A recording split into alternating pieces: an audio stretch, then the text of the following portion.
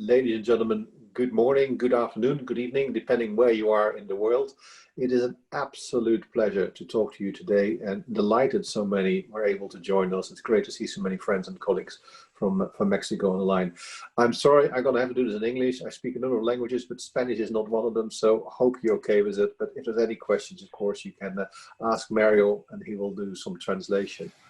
So after many months of lockdown and COVID restrictions, I'm kind of very conscious that many of you, and me included, are rapidly reaching webinar and Zoom overload.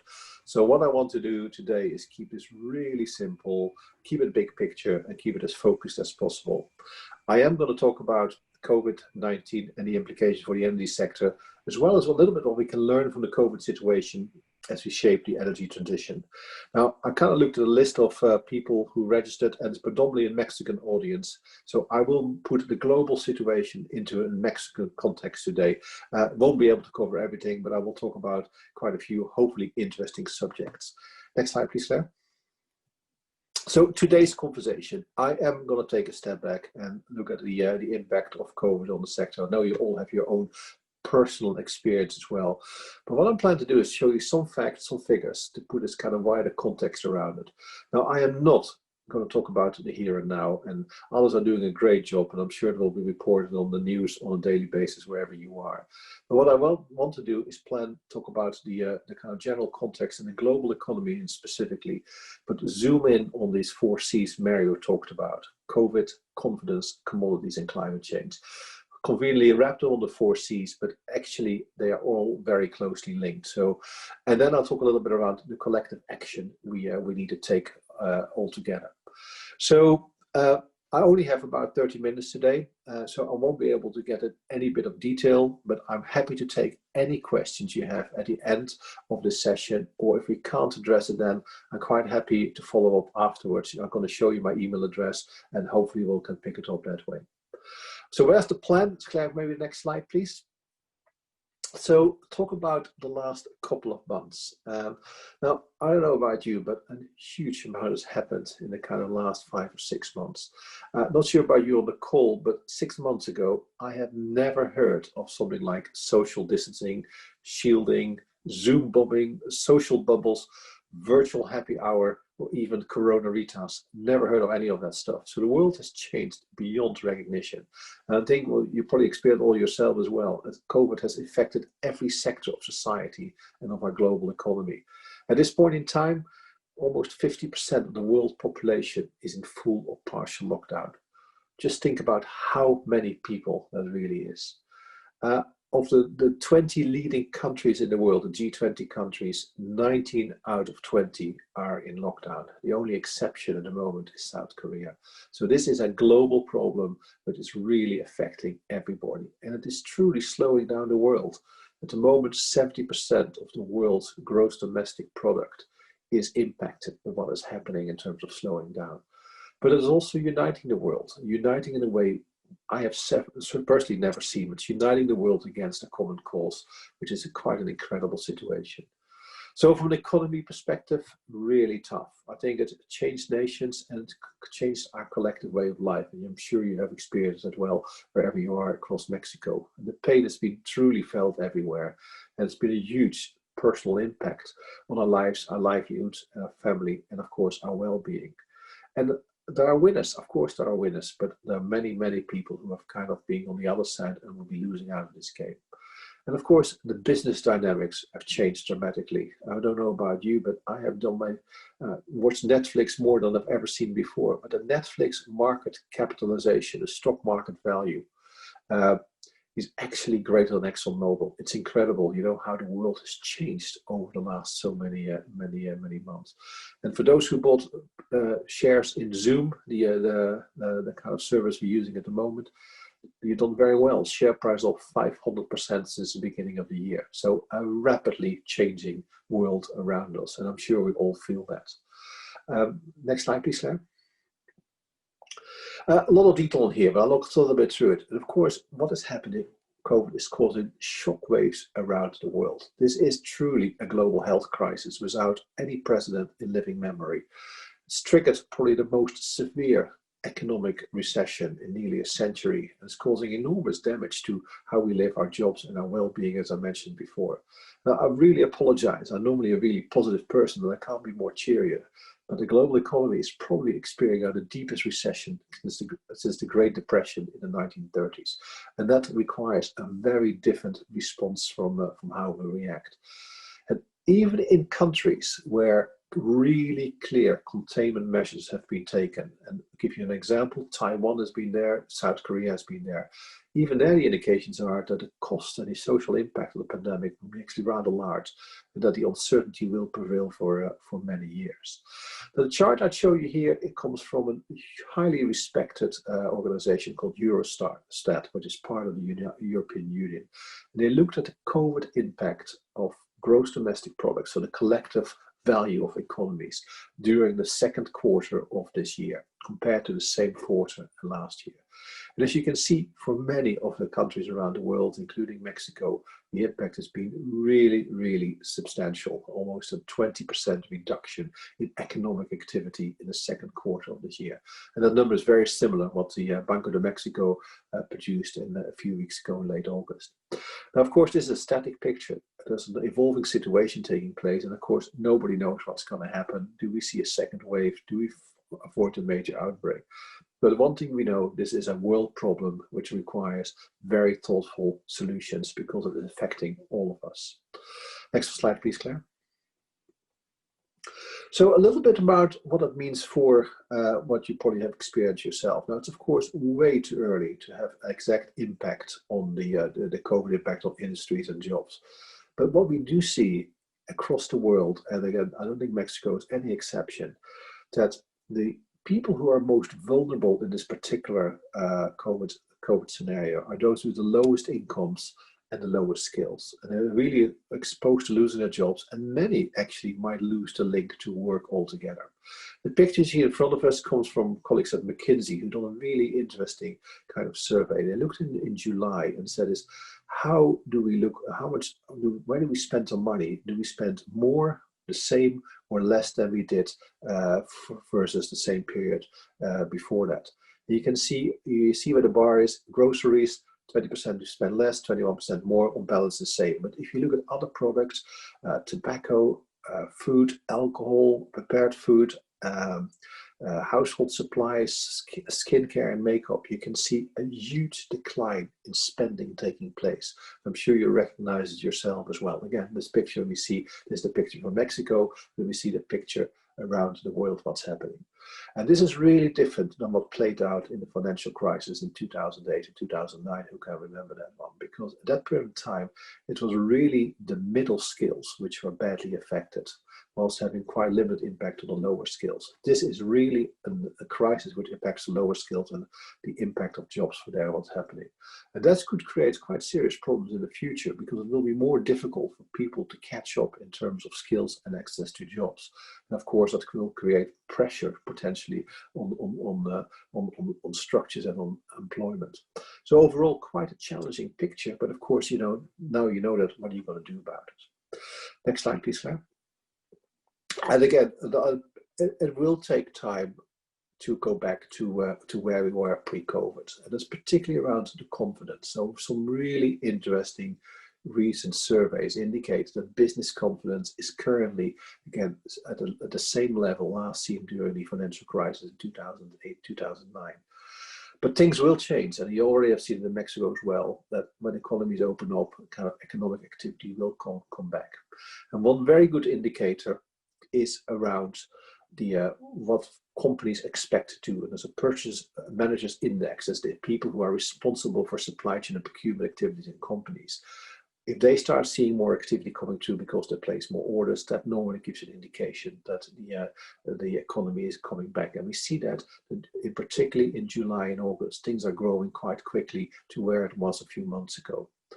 But we know from previous downturns that inevitably recovery will take time. After the last comparable recession, I know nothing is comparable to what we see now, but in 2008, kind of larger companies recovered to their pre-crisis level in an average of 4 years. Smaller companies took an average of 6 years, so 4 to 6 years kind of window to come back to where you are. Now, at this stage, but all the uncertainties, of course, almost impossible to determine how long it will take to recover to pre-COVID levels. But the picture I show you here comes from a recent analysis from McKinsey and Oxford Economics. And it kind of says that depending on what different scenarios you model, either that we can find a way to contain the virus, or it's a muted recovery where we have to live with the virus in some shape or form. It could take 5 years or longer. And there's a big difference in industrial sectors. So anywhere in arts, entertainment, accommodation, hotel services, you can see the recovery could be taking way longer than other areas, 4 to 5 years. While you see other elements like retail trade, construction, healthcare, of course, having a completely different kind of impact.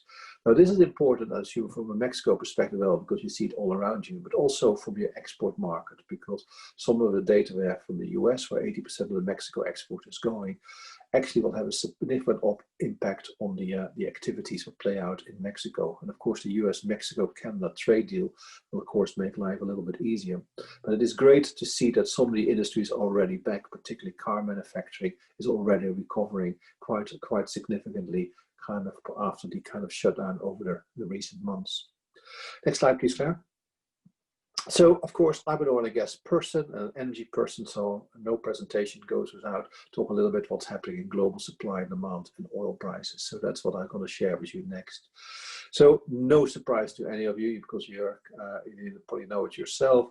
The lockdown had a material impact on the global oil markets. This picture shows you what the kind of oil demand looks like from the first quarter, the second quarter, the third and fourth quarter this year. And record, and I mean absolutely record demand reduction in April from around 100 million barrels at the beginning of the year. That's what the world, just on 100 million barrels used in terms of oil, to kind of just around 80 million barrels a day in the second quarter. Huge decline. So you think about that gap at 20 million barrels, that's the equivalent of pretty well the production of the US and most of Saudi Arabia combined. When we put it into Mexican terms, that's like taking 13 Mexicos out of the equation all in one go. So it's the production of Mexico 13 times over. That's what the kind of the decline was. Massive, never seen anything like that before. Over the year, it's potentially going to fall around 8% in overall production. That is the largest contraction in the oil market in absolute terms on record. So again, what is playing out is hugely significant. But what is happening over time? We see, of course, activity coming back already. And the forecasts are either from the International Energy Agency or the Energy Information Agency or even OPEC, that the forecast when we go to the end of the year, we are going to be very close to where we think we were at the beginning of the year. I'll tell a little bit more of that in a second. And we already see it happening in economies like China, where, of course, was all the first to go down in lockdown, is actually not far from where it was from its original oil use and oil demand at the moment. 90% of its pre-COVID levels at the moment. So there's a really interesting view developing. What kind of recession and downturn do we have? Is this a true V-shaped recession? So we go in and then we come back out again? Or is it an L-shape? We go in and can't never get out? Or is it a U-shape? Or what kind of recovery are we going to live in? And of course, it depends on if there's a second peak in terms of COVID or not. Now, of course, not everything is negative. Everything has a silver lining as well.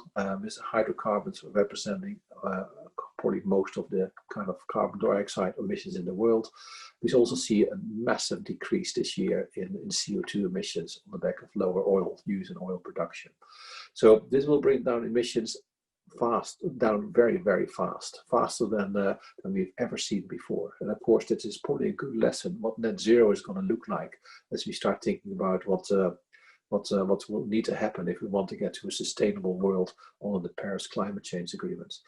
The only area where there is growth in the energy sector is renewables. That's the only energy source which will grow this year, and particularly offshore wind, solar, hydro, and nuclear are set to grow, and particularly kind of new investment coming in that area. So we see actually there's a reshaping taking place on the back of COVID in terms of what's happening from an oil and gas perspective. Conscious, I got quite a few oil and gassy people on the line, so maybe talk a little bit more around what is happening. So next slide, please, Claire. So picture here is around what is happening on the global consumption, and zoom in a little bit more. And how do we know we are on track for a V-shaped recovery, an L-shaped recovery, or what I now talk about, the Nike swoosh-shaped recovery? So you go down, but you go up a little bit slower. So you're between a V and a W, really. And it's kind of the way to do that is to really track closely demand in the leading economies and the leading sectors. Now, the G20, so the 20 leading countries out in the world, represent over 75% of the world oil demand and over 90% of the world GDP. So it is always kind of good to kind of look at the kind of 20 leading countries in the world, because they are a very good indicator what is actually happening to the market and the marketplace around us. So on this chart, I highlighted the G20 economies in yellow on the left, and I'll come back to them on the chart on the right in a second. So when you look at these countries, actually, early indications are that many economies that come out of lockdown are already increasing their oil demand. Already talking about China, which is almost back to over 90% of what they used before the lockdown. But if you look at the specific sectors, the picture on the right, you can see that transport, so trucks, cars, aviation, marine, and rail, and others, represent around 55% of the world's demand. So you can see, is the world moving? You can see that by kind of seeing how many trucks on the road, how many cars on the road, and how many people are flying. And that's what you can see in Mexico City as well. You can see how busy it is. You can see in the States you are, how many people are actually moving again. So let me give you a kind of practical example, because aviation is probably a really good kind of test of what is happening around the world. So aviation represents around 8% of the global oil demand. And I'm sure you have all seen the pictures of the planes parked at the airport and kind of know the tough challenges on the airlines and travel companies and the whole holiday sector. And we've seen horror stories from national airlines and others around the world. Aeromexico, no exception. Kind of, you know, the pressures on the carrier to deal with the coronavirus pandemic. The 100 countries have travel restrictions in place out of 190 countries in the world, so you can see how difficult it is. Now, people might not know, but on a day-to-day basis, there are around 220,000 flights taking place all around the world. At the moment, if you can look at the data, it's about just under half that, around 100,000 flights are being used.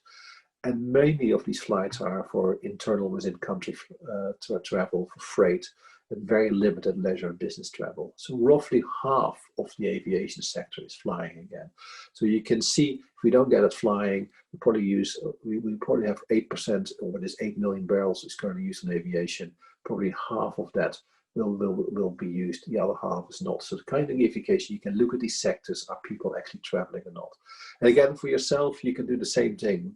Mexico, for those who probably know this, around 50 million vehicles are registered in the country. And you can see around you, is the car travel increasing as people try to go to work and try to avoid busy buses and trains.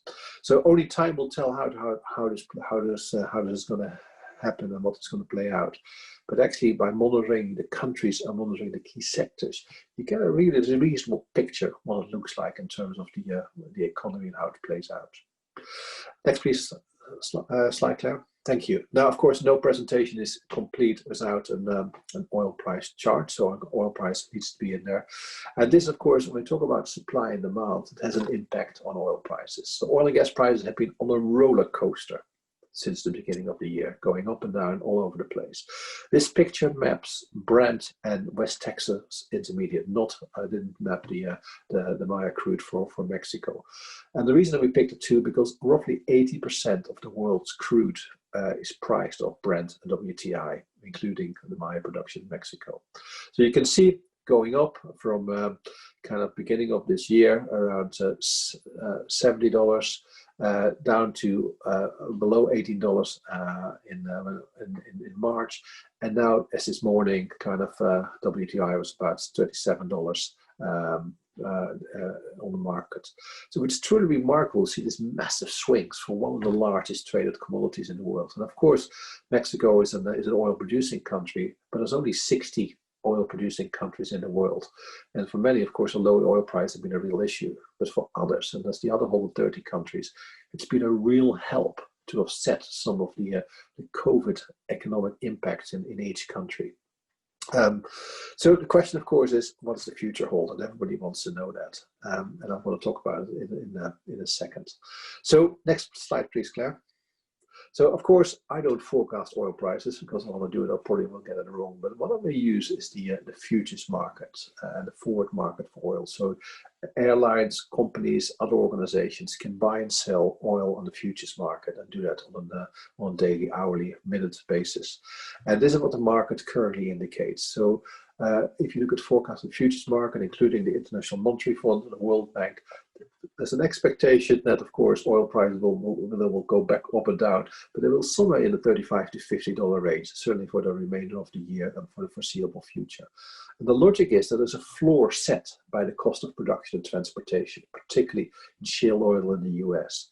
But there's also a ceiling, so that people saying, I don't think oil is going to be that fundamentally higher because it's set by the ability to ramp up production, but also by the amount of oil still in storage. So there's a huge amount of oil still in storage. And of course, the reused cost of new energy sources becomes, particularly offshore wind and others, become really quite cost competitive. So probably what I can say here is nobody knows what the oil price is going to be, so you can only plan for what is reasonable. But the one thing is, we probably know that volatility, the kind of change in price, is probably the only constant here. This will be a very volatile market as we kind of react, and the markets react to the COVID situation. So watch this space. Next one, please, Claire.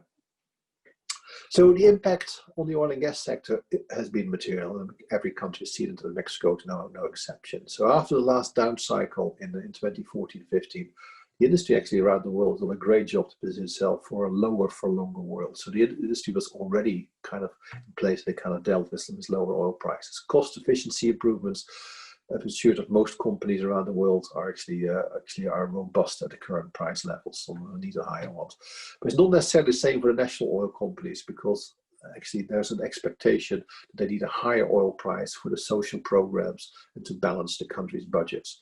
So Saudi Arabia, for example, needs about $75 to balance the books. Iraq needs about $60, Libya about $100 a barrel, Russia $40 a barrel. So there's differences around it here. But what we see happening now, similar to previous down cycles, is that companies are very much focusing on preserving cash and reducing discretionary spend. So the choice they can choose to spend money on one or not the other. And the discretionary spend is quite an important one. So we see national oil companies, international oil companies typically deferring or cutting their budgets by somewhere around 20-30% for 2020, 2021. Independent producers, so not connected to a host country, have even gone a step further, and actually quite a few have cut almost by 50%. So predominantly what we see happening around the world, the very non-critical shutdowns, new project activities, drilling, exploration, non-safety critical activity, tend to be more CapEx and OpEx type activity being cut. And there's absolutely no surprise that some of this behavior is mirrored in the supply chain. And I've only shared here a couple of companies, what has been publicly announced. There's many more stories we can tell of an example of hardship, budget cuts, and staff reductions.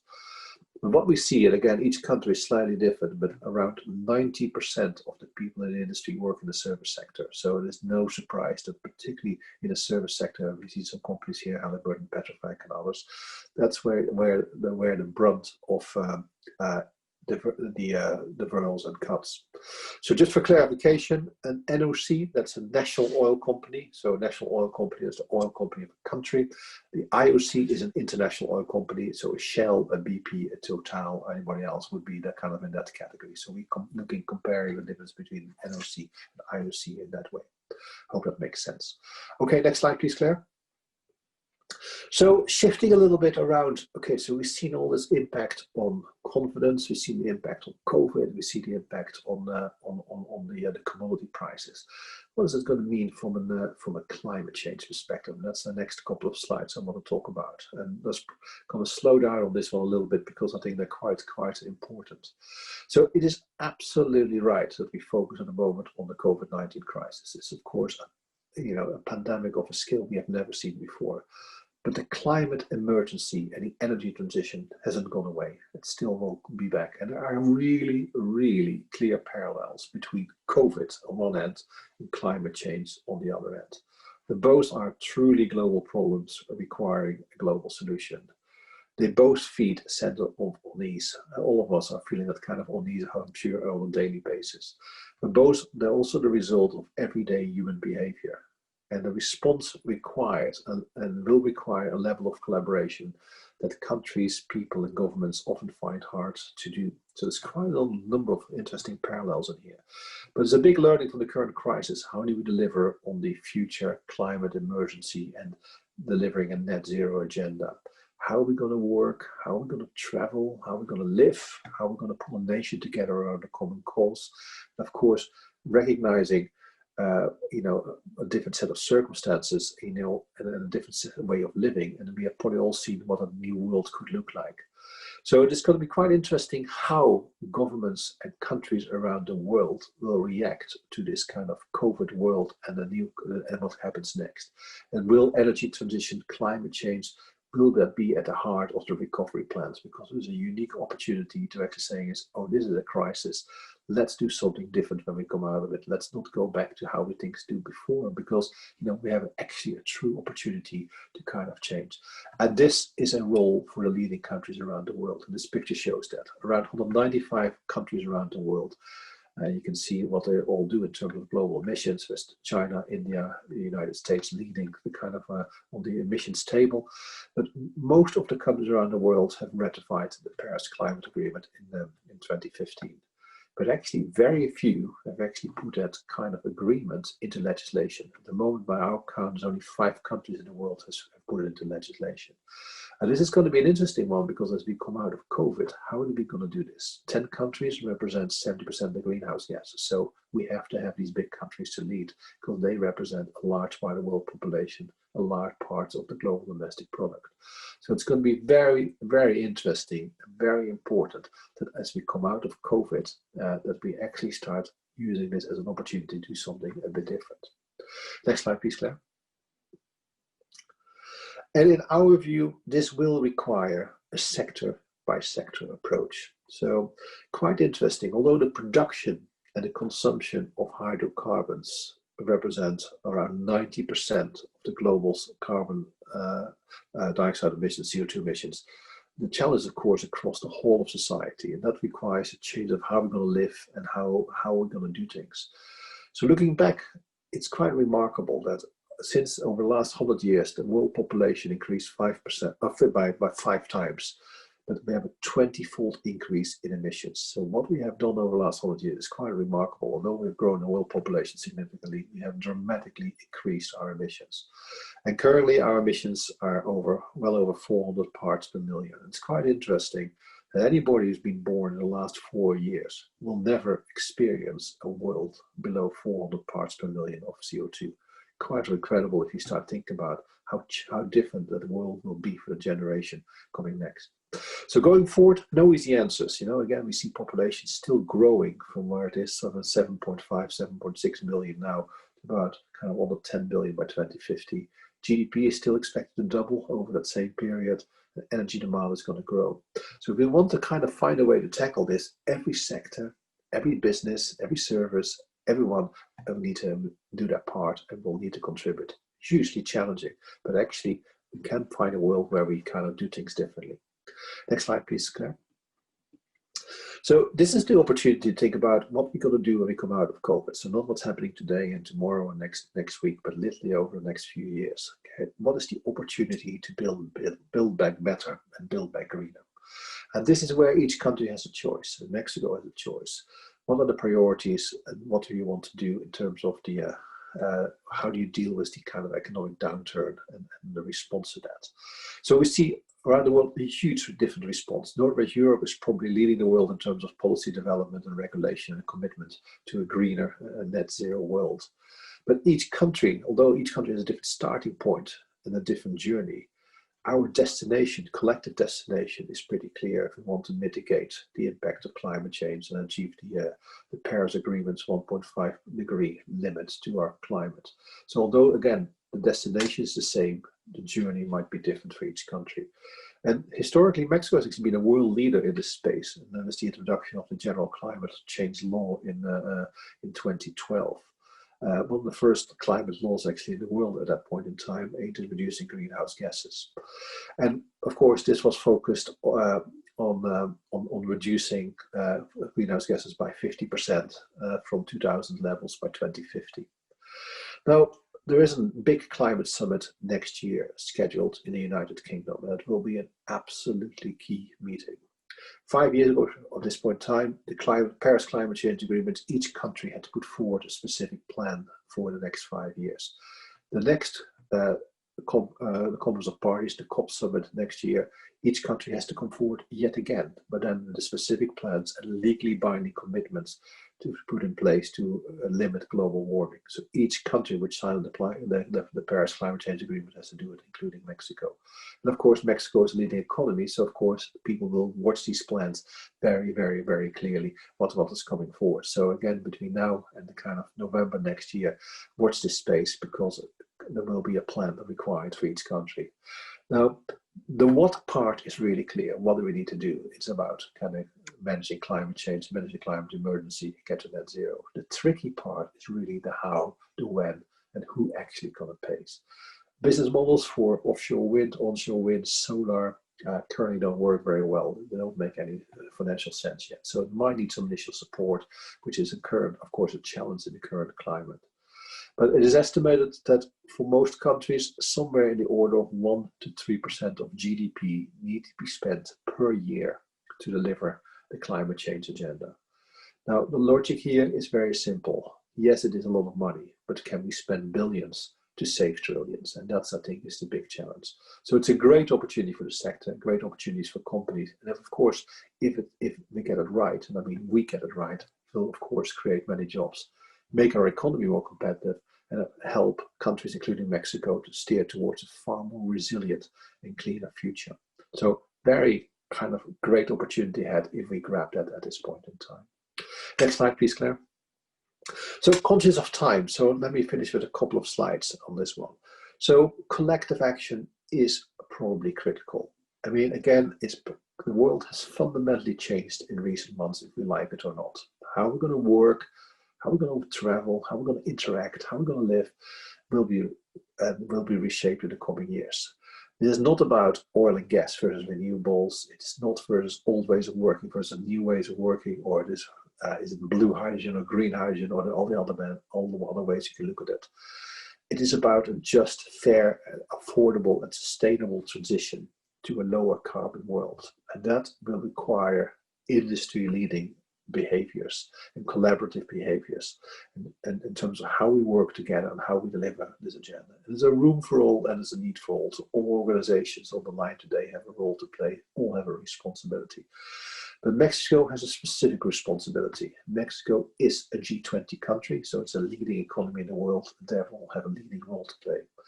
And we expect the pressure on the G20 countries, including Mexico, to increase significantly over the coming years to deliver this agenda, starting at the COP26 meeting. And it will be a transformational shift for every country and for every sector.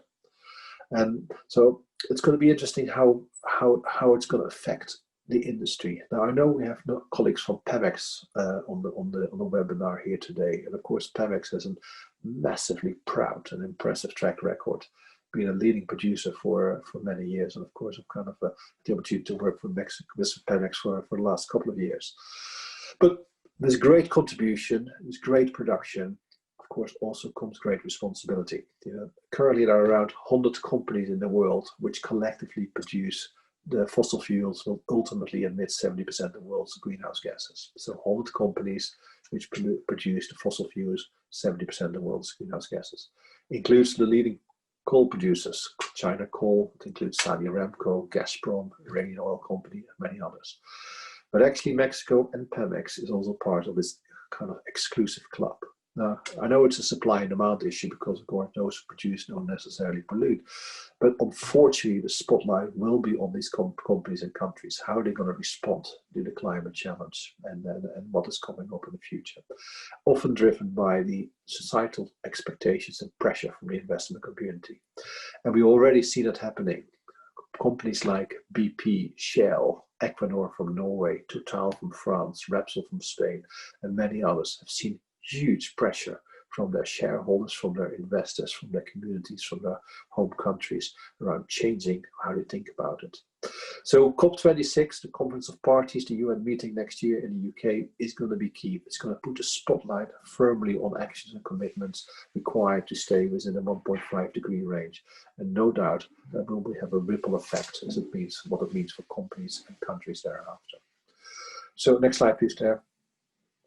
So, ladies and gentlemen, conscious of time, let me summarize some of the key points. All know COVID-19 had an unprecedented impact on our way of living.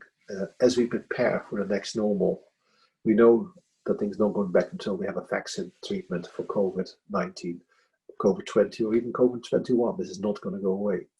None of us know what the next normal is going to look like, but we all have a critical role to shape this.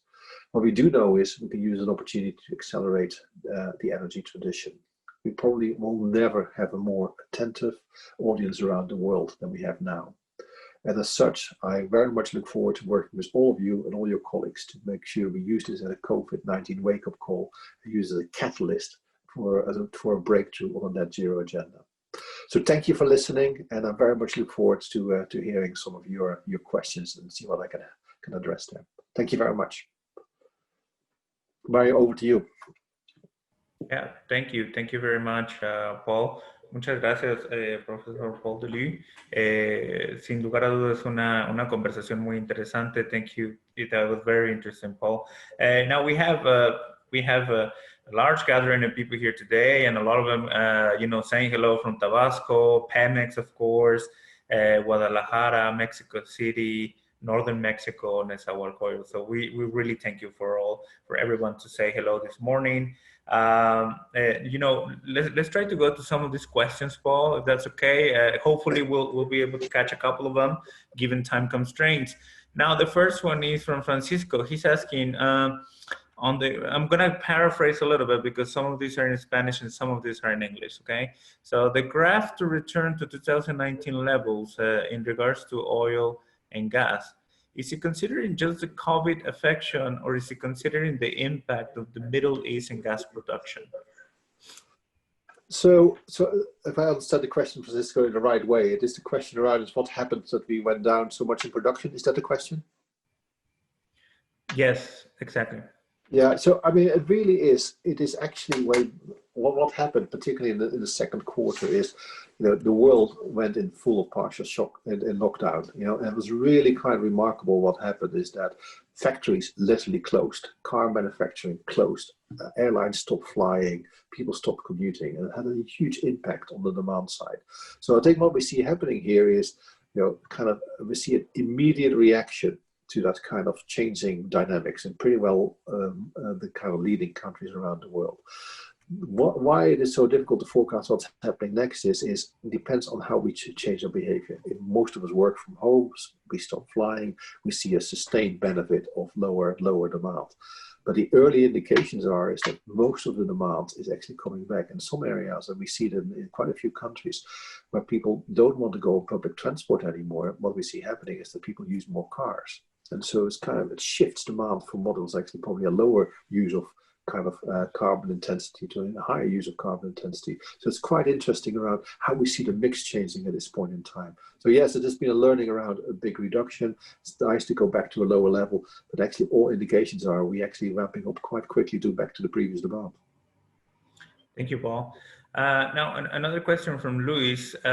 Considering the recovery dates by 2025 for the whole industries, on which key industry has to be considered, or in another way of saying it, which key industry does Mexico have to consider in order to make this transition less painful? Yeah, so it's a really interesting question because each country is dealing with this differently. So we have countries around the world which says, kind of COVID hits. So you look at my chart, Korea and Taiwan have done it in a very different way.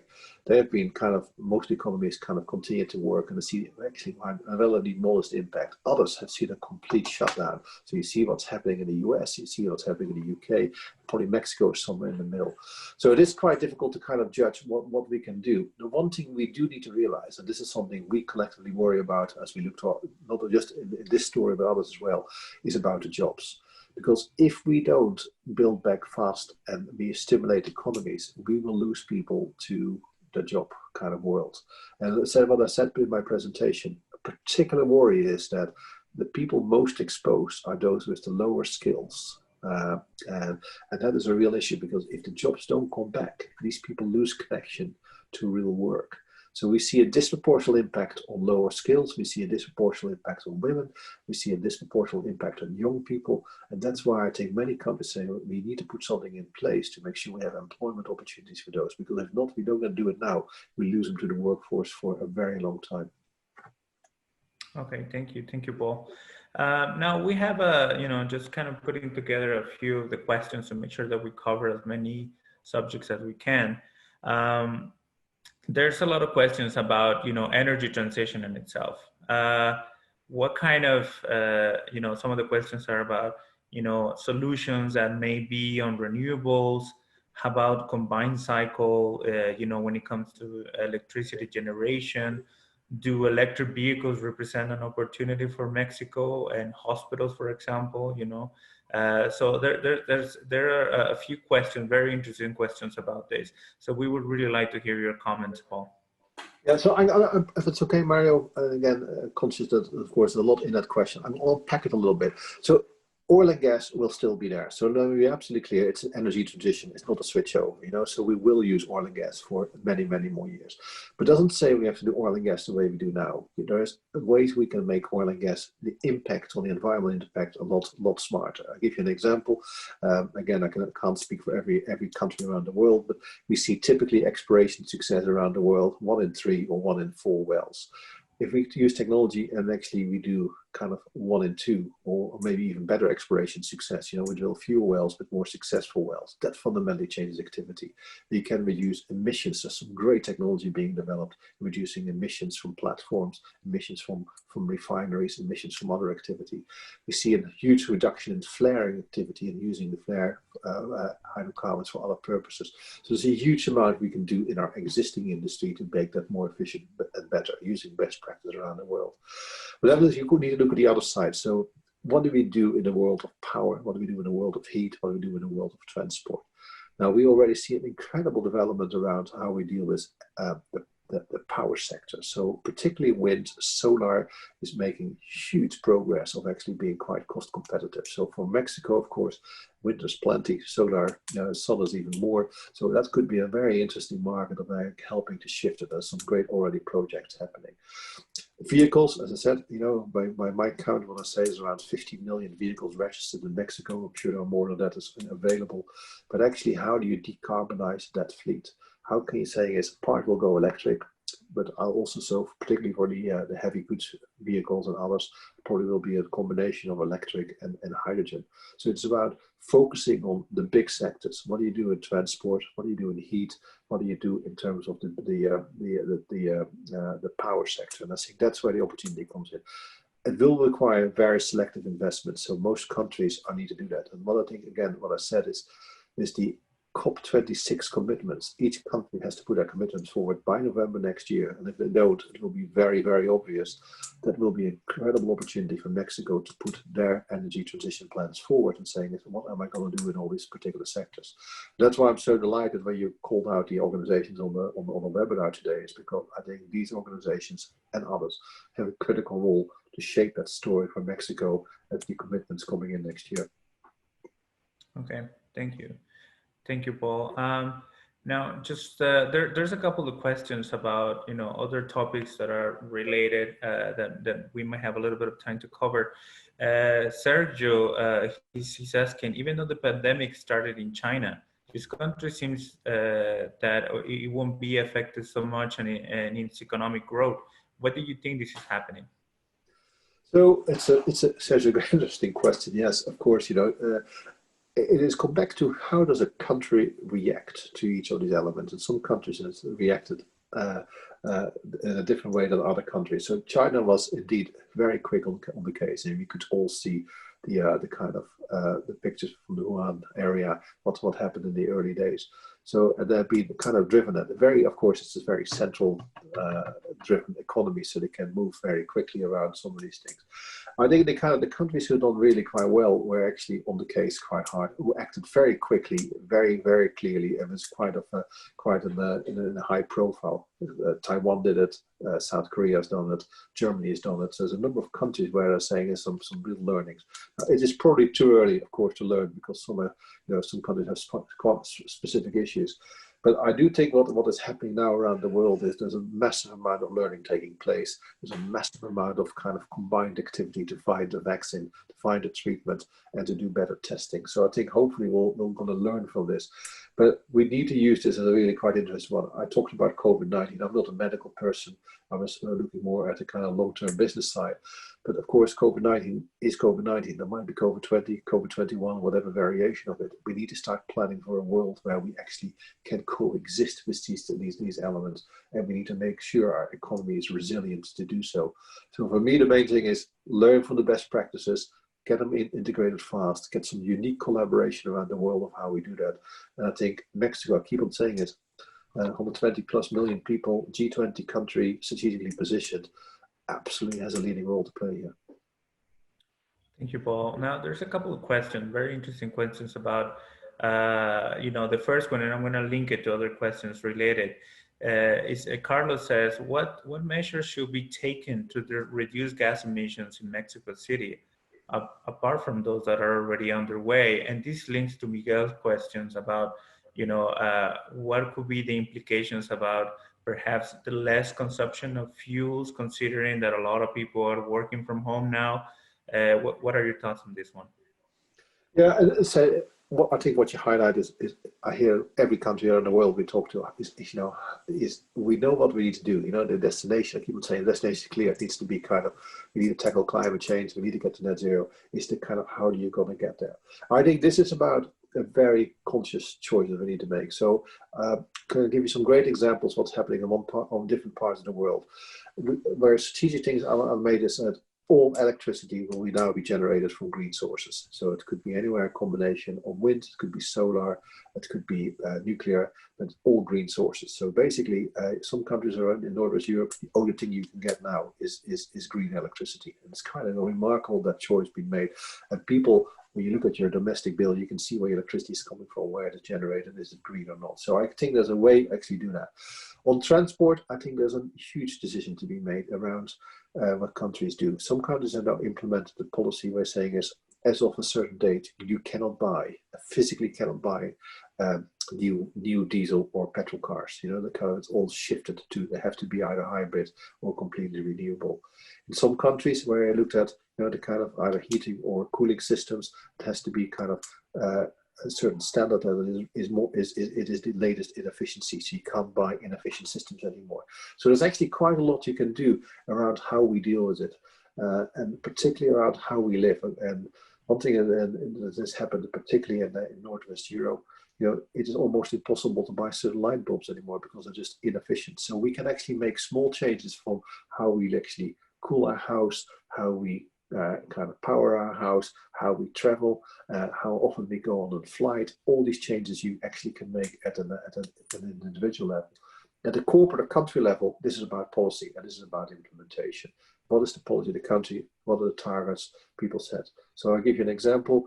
Some countries set targets 50 to 75% reduction by 2030. Now that is driving behaviors. People do things completely different, and that I think is the challenge in Mexico as well, is how far does society want to go and how fast they want to move. Thank you, Paul. And perhaps one of the last questions, given time constraints, and this is a very interesting question because this is something that perhaps we don't talk as much about it, or maybe it's not in Mexico's discussions or in debate about energy transition. And Alejandro is saying, good morning from Mexico. What do you think about the development of nuclear energy, not just here in Mexico, but in other countries, as a way to face completely our energy need? Do you think it is our savior? And I like the fact that Alejandro is using that, because sometimes some people are portraying a nuclear energy perhaps as the savior of humanity in this sense, like in France, with more its energy coming from the nuclear energy.